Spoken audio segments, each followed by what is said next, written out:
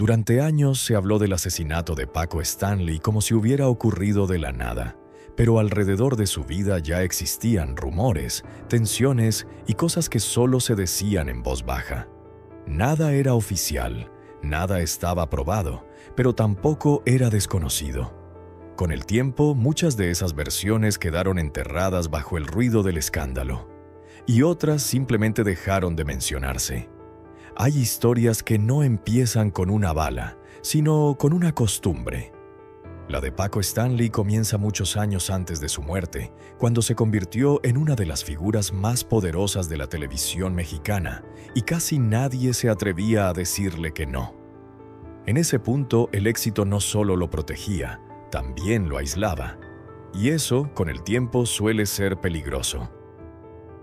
Francisco Jorge Stanley Albaitero nació en la Ciudad de México en 1942 y llegó a los medios por el camino largo, el que no garantiza nada. Empezó en la radio, donde la voz es la única herramienta y donde hay que imponerse para no desaparecer. Ahí aprendió que dominar el espacio era sobrevivir, que no dejar silencios era una forma de control. Esa lógica lo acompañaría toda su vida. Cuando dio el salto a la televisión, Paco ya tenía una personalidad definida y una manera muy clara de plantarse frente al micrófono. No era un conductor amable ni distante, era frontal, invasivo, dominante. En una época donde la televisión premiaba la fuerza y el carácter, eso jugó a su favor. Rápidamente empezó a destacar. Durante los años 80 y 90 se volvió omnipresente. Programas como Una tras otra y Ándale lo colocaron en el centro de la conversación diaria. Para millones de personas, Paco Stanley era parte de la rutina. Alguien que aparecía todos los días en la pantalla con la seguridad de quien sabe que ese espacio le pertenece.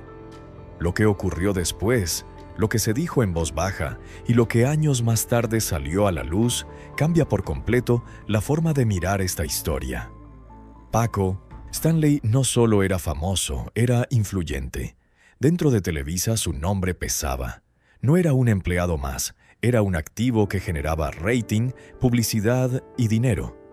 Eso le daba un margen que otros no tenían, y poco a poco ese margen se convirtió en poder real.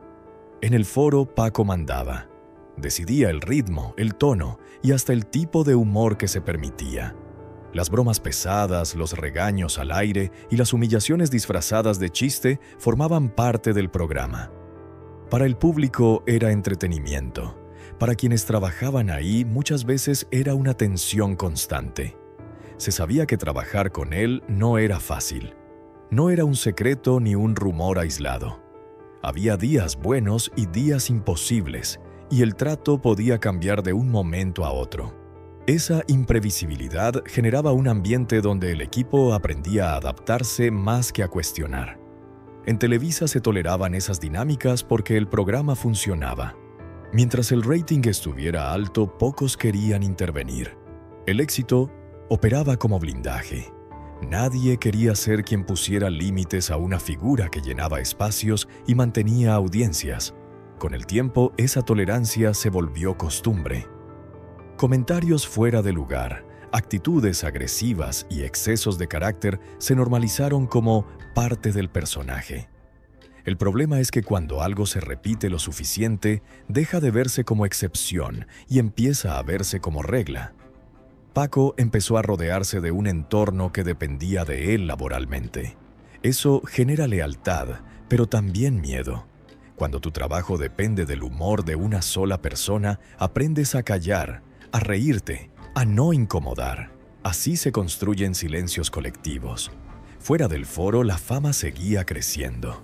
Invitaciones, reconocimiento, una vida acelerada que giraba alrededor del personaje público. El problema es que el personaje no se apagaba al salir del estudio. La forma de imponerse se trasladaba a otros espacios. A esa altura, Paco ya no solo era un conductor exitoso, era una figura acostumbrada a que su manera de hacer las cosas no se cuestionara. Y cuando eso pasa durante años, se empieza a perder la noción del límite. no porque alguien lo decida conscientemente, sino porque nadie alrededor lo marca. Lo que parecía una rutina terminó en algo imposible de contener, y lo que se reveló después dejó claro que nada era tan simple como parecía. Lo inquietante es que nada de esto parecía grave en ese momento. No había escándalo, no había denuncia pública, no había una alarma clara. Todo seguía funcionando. Y cuando algo funciona se justifica casi cualquier cosa.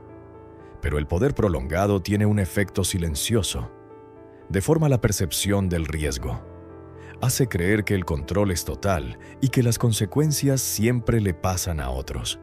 Esa sensación es peligrosa, sobre todo fuera de la pantalla.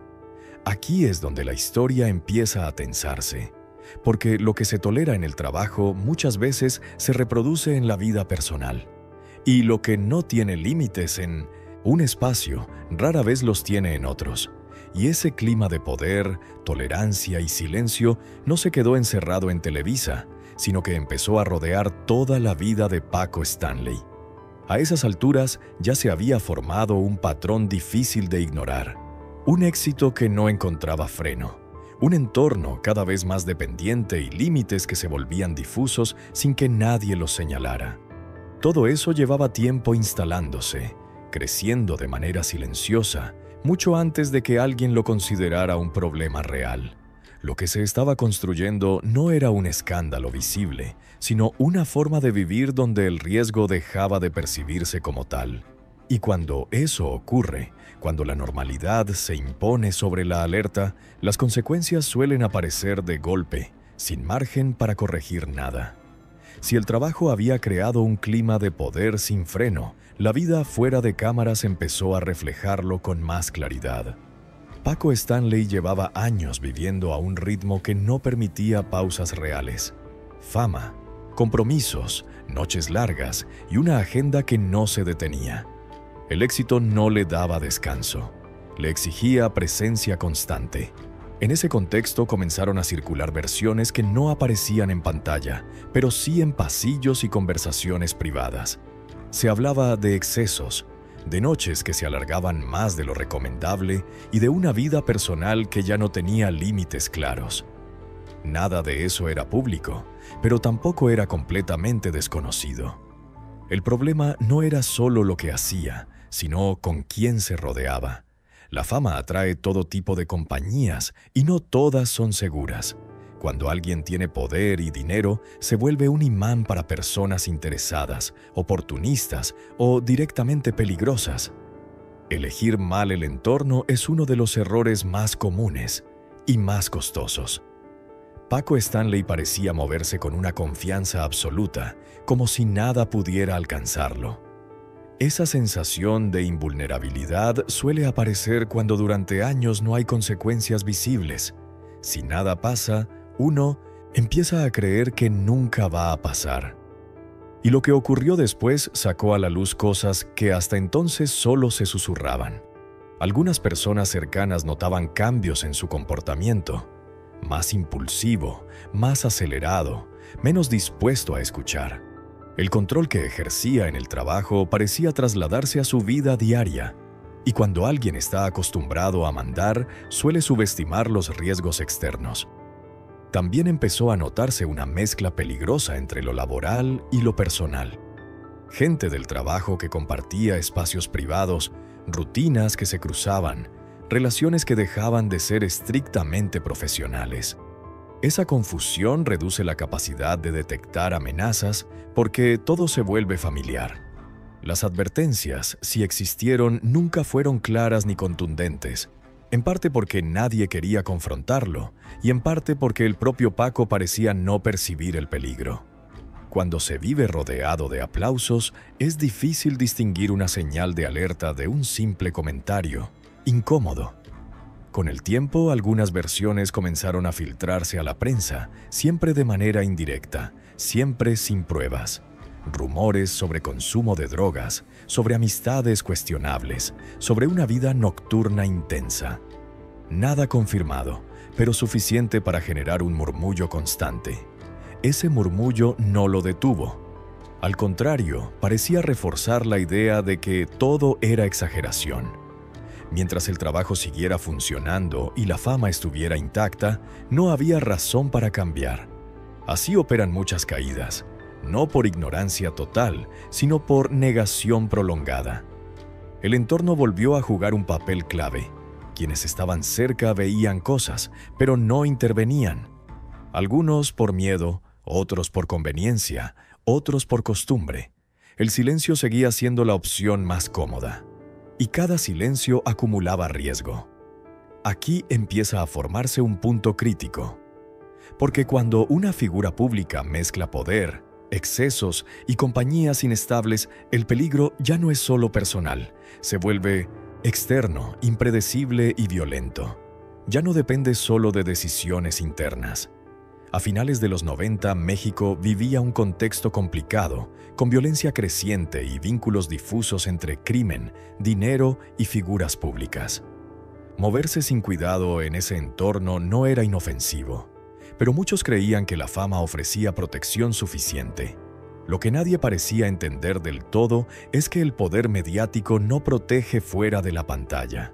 No sirve frente a personas armadas ni frente a conflictos reales.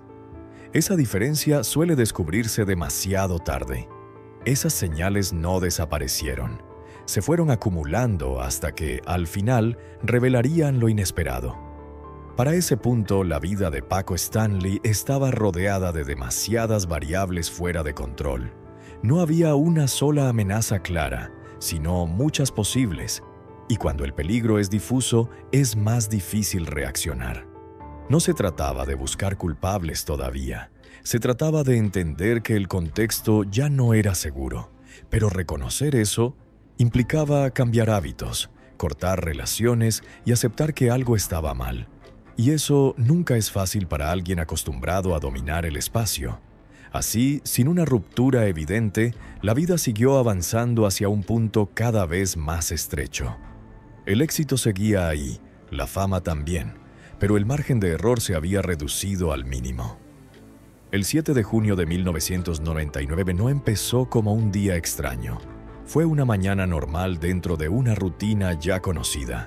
Paco Stanley salió a desayunar con parte de su equipo a un restaurante al sur de la Ciudad de México. Un lugar frecuente, sin discreción especial ni medidas de seguridad visibles. Nada indicaba desde fuera que ese trayecto sería distinto a otros. El restaurante era el Charco de las Ranas, en Periférico Sur. Paco llegó, desayunó, convivió y se preparó para salir rumbo al trabajo. No había prisa excesiva ni ambiente de alerta. Era una escena cotidiana, casi automática, como tantas que había vivido antes sin consecuencias. Al salir del restaurante, Paco subió a su camioneta. En ese momento, 2 hombres armados se acercaron y dispararon directamente contra él. No hubo forcejeo ni intento de robo. Los disparos fueron precisos y rápidos. El ataque duró segundos, pero fue suficiente para terminar con su vida en el lugar. La violencia del acto contrastó con la normalidad del contexto. No fue un asalto común. No hubo huida caótica. Desde el primer momento, las autoridades y los medios entendieron que se trataba de un ataque planeado. Eso cambió inmediatamente el tono de la historia. Paco Stanley murió dentro de su vehículo, a plena luz del día en una zona transitada. La noticia se propagó con rapidez. En minutos, el país entero hablaba del asesinato de uno de los conductores más conocidos de la televisión mexicana. La escena del crimen fue acordonada, pero pronto se vio contaminada por la presión mediática. Cámaras, reporteros, versiones apresuradas y filtraciones comenzaron a circular incluso antes de que se levantaran pruebas con rigor. Desde ese instante, el caso empezó a construirse más en televisión que en tribunales. Las primeras hipótesis se lanzaron casi de inmediato. Se habló de un ajuste de cuentas, de un crimen organizado, de una venganza. Nada estaba confirmado, pero todo se decía. El vacío de información fue llenado por especulación, y eso marcaría todo lo que vino después. Horas después, las autoridades anunciaron detenciones. Personas cercanas a Paco, integrantes de su equipo, fueron señaladas como sospechosas.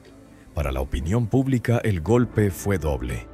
No solo había un asesinato, sino una posible traición desde dentro. Lo que vino después no solo multiplicó las dudas, las acusaciones, las versiones y lo que se reveló más tarde terminaron por convertir el caso en algo mucho más oscuro de lo que parecía al inicio. El caso se volvió un espectáculo nacional.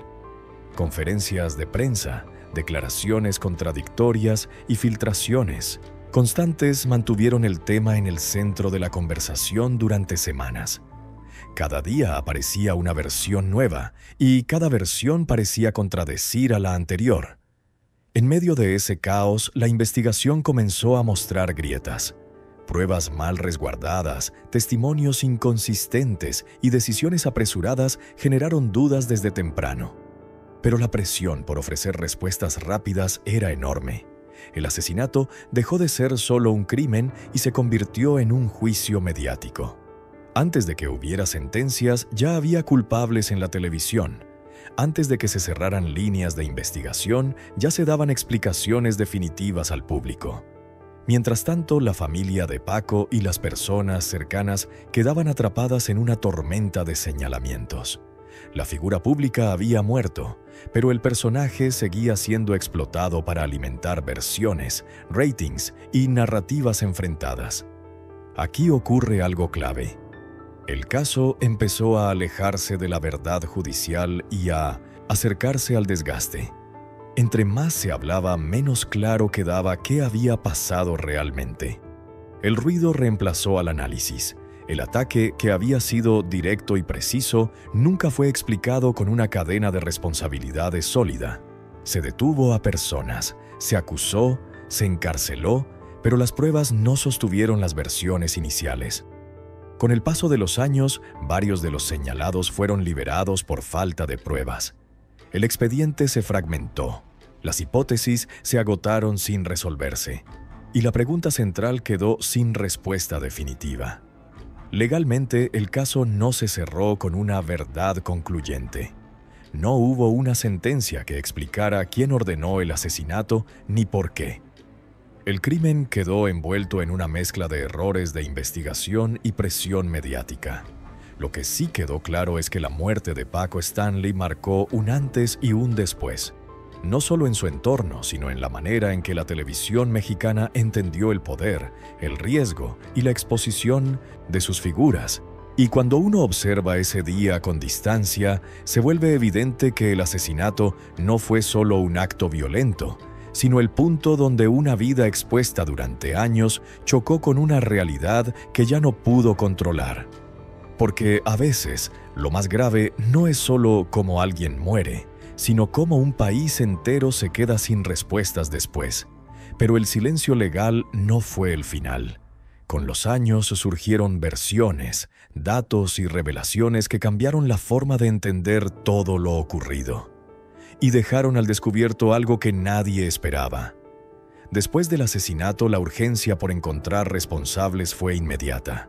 No había espacio para la duda ni para el tiempo que exige una investigación seria. El país entero exigía respuestas y las autoridades sabían que no podían decir simplemente "no sabemos". En ese vacío, las versiones empezaron a imponerse antes que las pruebas. Desde los primeros días, la atención se desvió hacia el entorno más cercano de Paco Stanley. Personas que habían estado con él esa misma mañana pasaron de ser testigos a convertirse en sospechosos públicos. La narrativa era sencilla y brutal. Alguien de adentro sabía algo. Esa idea prendió rápido en la opinión pública. Uno de los nombres que más se repitió fue el de Mario Besares, colaborador cercano y figura visible del programa. Su detención fue presentada casi como una resolución anticipada del caso. Antes de que hubiera juicio, ya había condena mediática. La televisión, irónicamente, volvió a ser juez y escenario. Las autoridades hablaron de inconsistencias, de comportamientos extraños, de contradicciones en declaraciones. Pero muchas de esas afirmaciones no se sostuvieron con pruebas sólidas. Aún así, el proceso avanzó empujado por la presión política y social. Había que mostrar resultados, aunque fueran frágiles. Al mismo tiempo, empezó a circular con fuerza la versión del narcotráfico.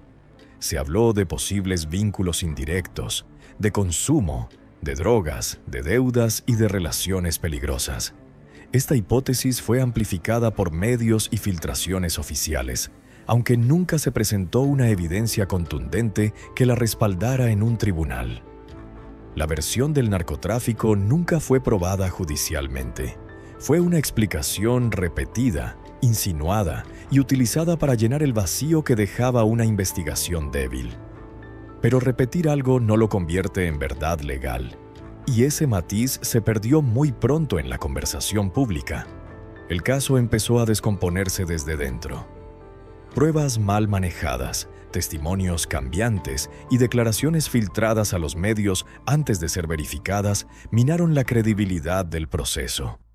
Cada error alimentaba nuevas teorías y alejaba la posibilidad de una verdad clara.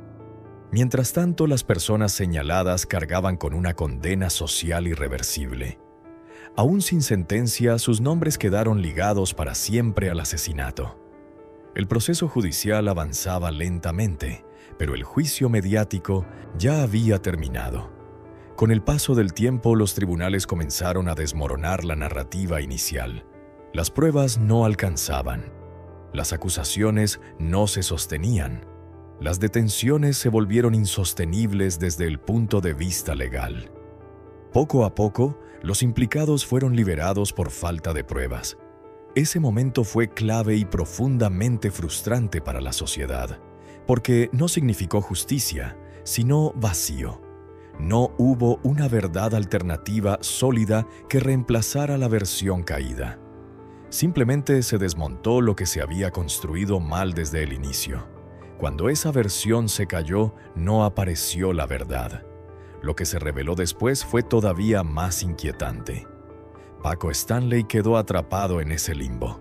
Su nombre siguió asociado a versiones, sospechas y teorías, pero sin una explicación definitiva. El crimen permaneció impune, no por falta de ruido, sino por exceso de ruido mal dirigido. La investigación nunca logró establecer quién ordenó el asesinato ni cuál fue el móvil real. Ajuste de cuentas, crimen organizado, traición interna. Todas las hipótesis quedaron flotando, ninguna cerrada. El expediente terminó fragmentado, debilitado por sus propias contradicciones. Aquí aparece una verdad incómoda. El caso fue tan mediático que se volvió inmanejable. Cada actor jugó su papel frente a las cámaras, y eso contaminó el proceso desde el inicio. La justicia perdió espacio frente al espectáculo. Con los años, el asesinato de Paco Stanley dejó de ser una investigación activa y se convirtió en una herida abierta. Se recordaba cada aniversario, se retomaba en programas especiales, pero sin avances reales. La pregunta seguía intacta. Lo más grave no fue solo que no hubiera culpables, sino que el proceso dejó una sensación de manipulación. Muchos sintieron que se usaron chivos expiatorios para calmar la presión social. Otros creyeron que la verdad era demasiado incómoda para cerrarse. El narco, el entorno, los excesos, el poder, todo quedó mezclado en un relato confuso. Y cuando todo explica algo, en realidad nada explica nada. Esa fue la herencia del caso. A nivel institucional, el asesinato evidenció las debilidades del sistema judicial frente a casos de alto perfil. Mostró cómo la prisa, el protagonismo y el miedo al silencio pueden destruir una investigación antes de que llegue a puerto. Para el público quedó una sensación amarga, no de misterio emocionante, sino de frustración. Saber que alguien murió de forma violenta y que décadas después no hay una respuesta clara desgasta la confianza colectiva. Y aquí es donde la historia se vuelve todavía más dura. Porque no solo se trata de quién jaló el gatillo, sino de cómo un sistema entero falló al intentar explicar por qué ocurrió. El caso quedó abierto en lo legal y cerrado en lo mediático, una combinación peligrosa. Ya no se investiga, pero tampoco se entiende. Y eso deja a todos en un terreno incómodo. Con el paso de los años, el caso de Paco Stanley dejó de avanzar y empezó a asentarse en una zona incómoda, la de los expedientes cerrados sin cierre real. No hubo nuevas líneas de investigación sólidas, no hubo reaperturas significativas, no hubo una explicación oficial definitiva. El crimen quedó archivado pero no resuelto. Legalmente, lo único que se consolidó fue lo que no se pudo probar. Las acusaciones iniciales se cayeron una por una. Las personas señaladas recuperaron su libertad. Los tribunales dejaron claro que no había elementos suficientes para sostener las versiones que se habían difundido durante años. Eso no aclaró el caso, pero sí desmontó muchas certezas falsas. Para el público, ese desenlace fue desconcertante.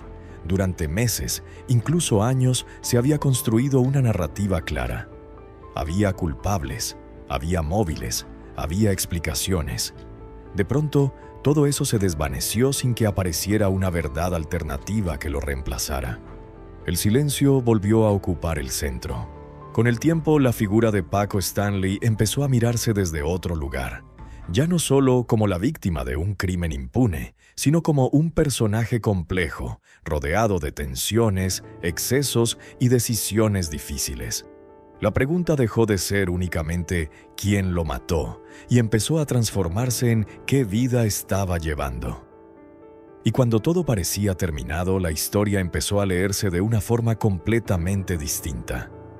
Las versiones sobre narcotráfico que durante años dominaron el discurso quedaron en un terreno ambiguo. Nunca se confirmaron, nunca se probaron, pero tampoco desaparecieron del imaginario colectivo. Siguen ahí como una sombra, no como certeza, sino como reflejo de un contexto violento y confuso. Lo que sí quedó claro con el paso del tiempo es que Paco se movía en un entorno de alto riesgo, aunque ese riesgo no siempre fuera evidente.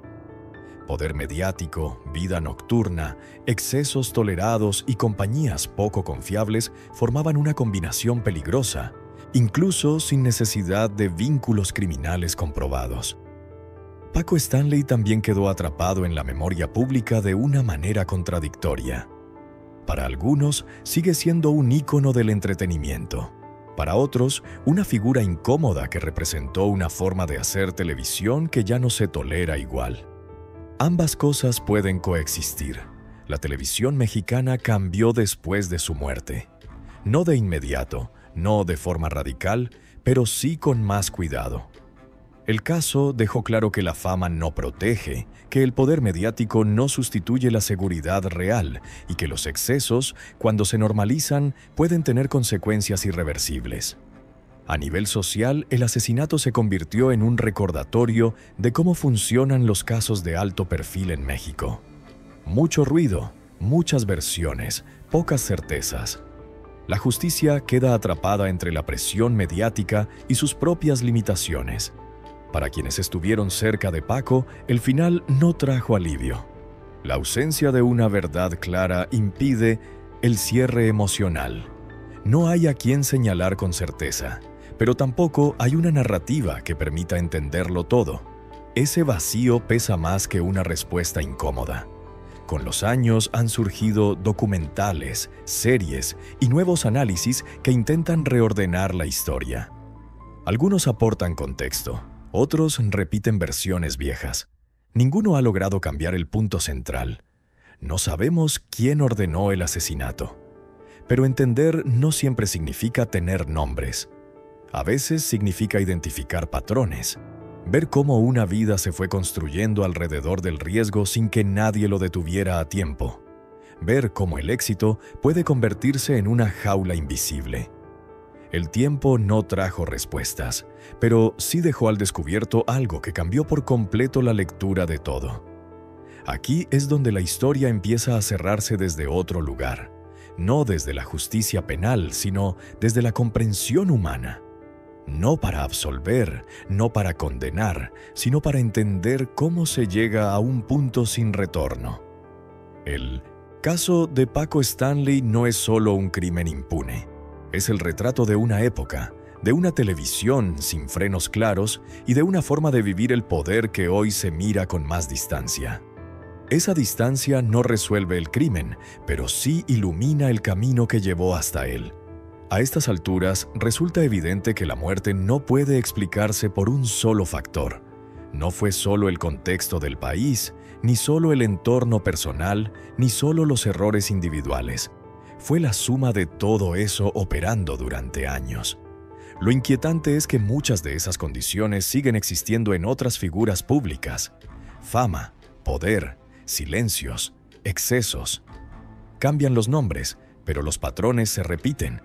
Por eso, esta historia sigue resonando. Y aquí aparece la pregunta más difícil. Si hoy entendemos mejor qué lo rodeaba, ¿habría sido posible frenar algo antes o el sistema ya estaba diseñado para mirar hacia otro lado? Esta historia se cierra con una incomodidad persistente, con la sensación de que algo se pudo haber hecho distinto, pero nadie supo, quiso o pudo hacerlo. Y eso, más que cualquier teoría, es lo que hace que la muerte de Paco Stanley siga pesando tantos años después. Cuando se observa toda la historia sin cortes ni atajos, resulta evidente que la muerte de Paco Stanley no fue un accidente aislado ni una anomalía inexplicable. Tampoco fue el resultado de una sola decisión equivocada. Fue la consecuencia final de una vida sostenida durante años en un equilibrio frágil, donde el éxito, el poder y la tolerancia al exceso convivieron sin correcciones reales. Durante mucho tiempo todo pareció funcionar. El trabajo seguía dando resultados, la fama se mantenía, el entorno respondía y el sistema premiaba la continuidad. En ese contexto, detenerse a revisar el rumbo parecía innecesario, incluso peligroso. Cuando una vida se construye así, frenar se siente como perderlo todo. El problema es que ese tipo de éxito no ofrece red de contención. Al contrario, va aislando. Reduce las voces críticas, normaliza los silencios y transforma las advertencias en molestias. Poco a poco, la persona queda rodeada de gente que depende de que nada cambie, aunque por dentro todo se esté tensando. El asesinato rompió esa ilusión de control de la forma más brutal posible. No solo porque fue violento, sino porque dejó claro que el poder mediático no sirve fuera del foro.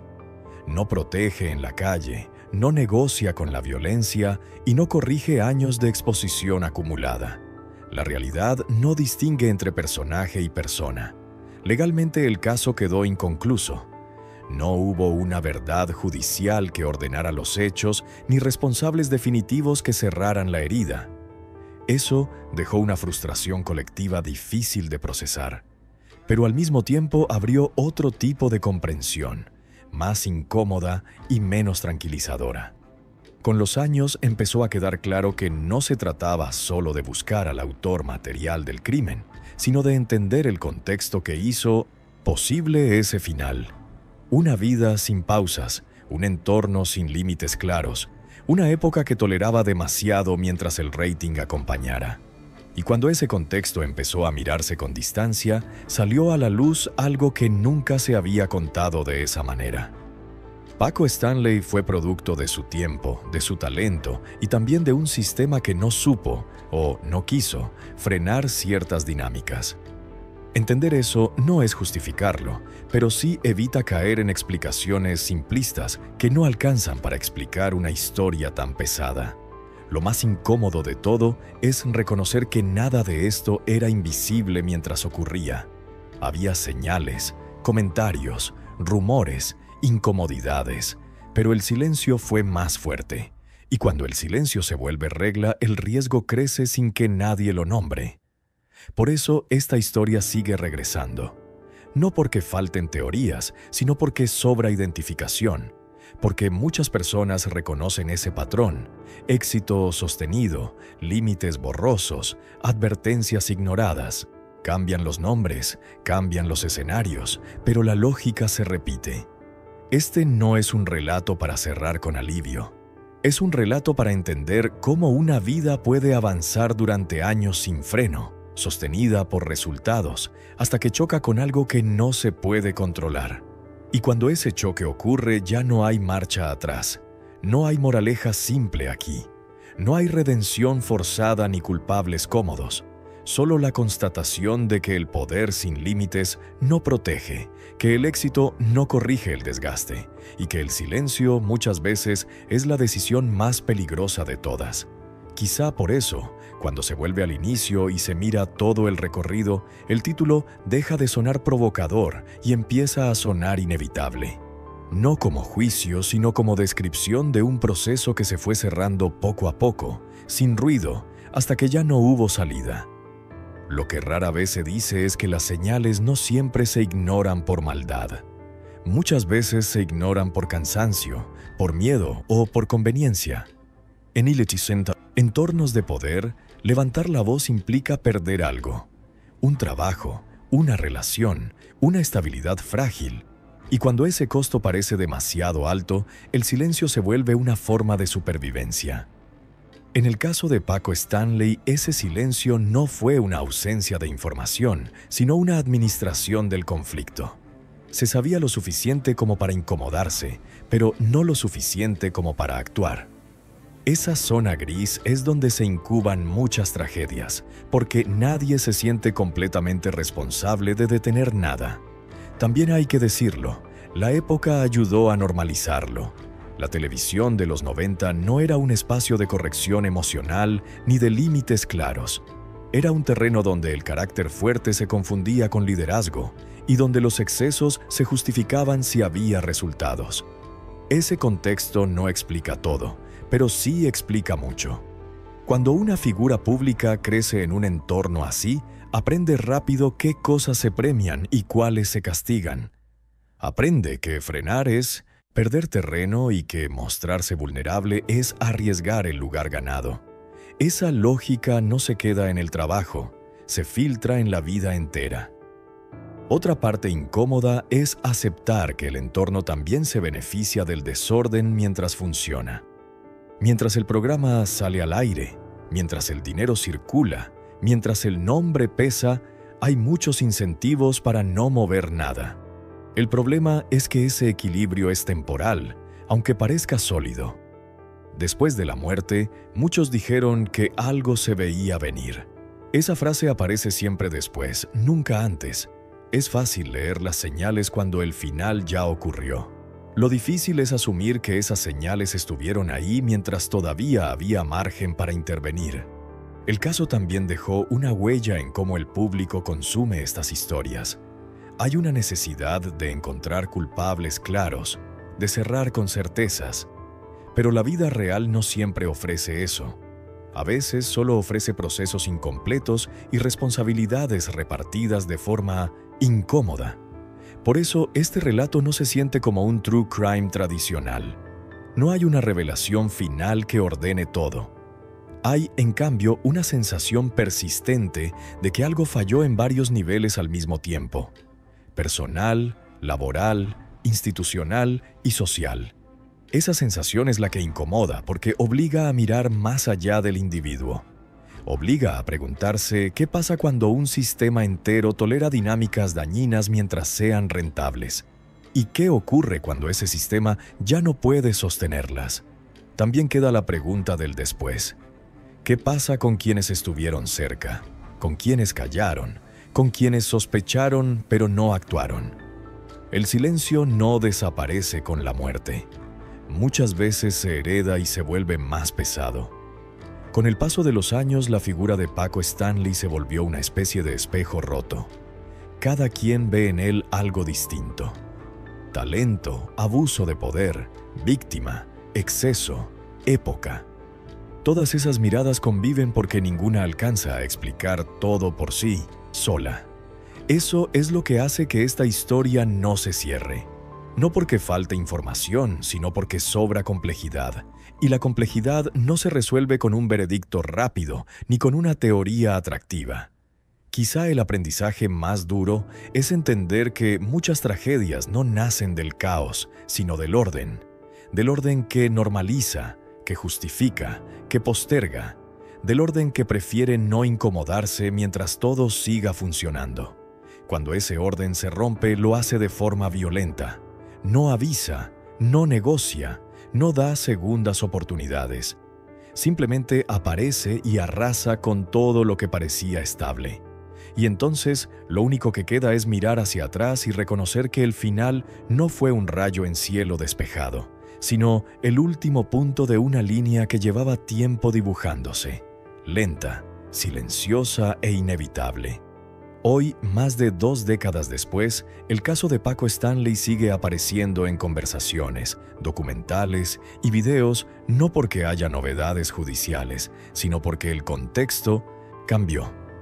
Lo que antes se toleraba sin demasiadas preguntas, hoy se observa con otros ojos.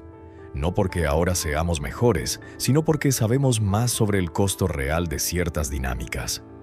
La televisión ya no es la misma, pero los mecanismos de poder siguen siendo reconocibles. Cambiaron las plataformas, los formatos y los ritmos, pero la lógica de premiar resultados por encima de procesos no desapareció. Solo se volvió más rápida, más visible y, a veces, más brutal. Hoy se habla más de ambientes laborales tóxicos, de abuso de poder, de límites profesionales. Palabras que en los 90 casi no se usaban ahora forman parte del lenguaje cotidiano. Eso hace que historias como esta se relean desde otro lugar, con una incomodidad distinta.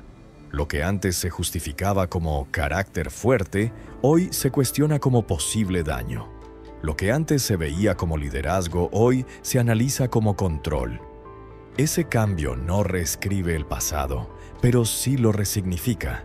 Y al hacerlo, deja al descubierto todo lo que entonces se pasó por alto.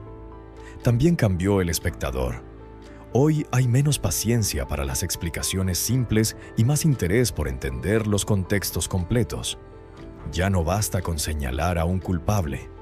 Se exige entender cómo un sistema permitió que algo ocurriera durante tanto tiempo. El caso de Paco Stanley se vuelve relevante hoy porque funciona como antecedente, como advertencia temprana de lo que ocurre cuando el éxito se convierte en permiso y el silencio en norma.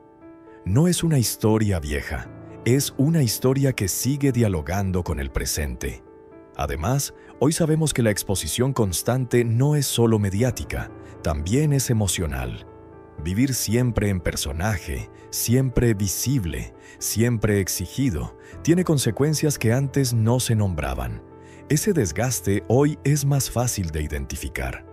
La pregunta ya no es solo ¿qué pasó en 1999?, sino ¿qué estamos repitiendo ahora sin darnos cuenta? ¿En qué momentos seguimos premiando el resultado y postergando el cuidado? ¿En qué espacios seguimos callando para no incomodar? Por eso, esta historia no pertenece solo a la memoria televisiva, sino a una conversación más amplia sobre poder, responsabilidad y límites. Cada nueva generación la mira y encuentra algo distinto, porque los patrones siguen activos. Al final, hablar de Paco Stanley hoy no es mirar atrás con morbo, sino mirar alrededor con atención.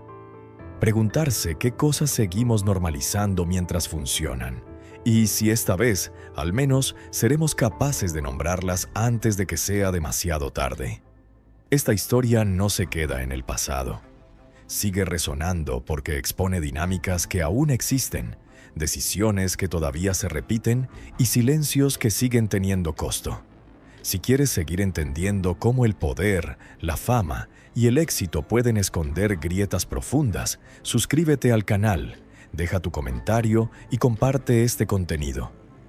Aquí seguimos poniendo atención donde otros prefieren pasar de largo.